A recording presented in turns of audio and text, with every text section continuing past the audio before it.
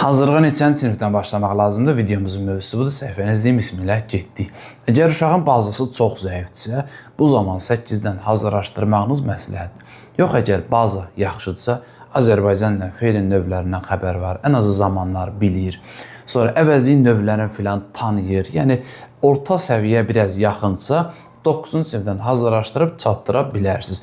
9-da hazıra qoyun, çünki 9-cu sinifdə hazırlaşmaq, yəni bu mərhələ test mərhələsidir. Onsuz da şəhadətnamə almalıdır məcbur bu uşaq və həm də siz görəsiniz ki, bu uşaqda nəsə var, yoxsa yox. 150 və yaxud 200-dən yuxarı 9-da bal toplayıbsa, deməli bu uşağı istənilən yerə hazırlaşdırmaq olar və onun üzərinə düşmək olar. Ondan sonra da istəyirsiniz onlayn hazırlaşdırın, istəyirsiniz bütün fənlərdən hazırlaşdırın, istəyirsiniz 4 fəndən hazıra qoyun. Bu artıq sizin öz seçiminizə qalır. Bizlə hazırlaşmaq üçün onlayn olaraq bizə qoşulmaq istəsəz 055 597 0151 yazın, kömək edək.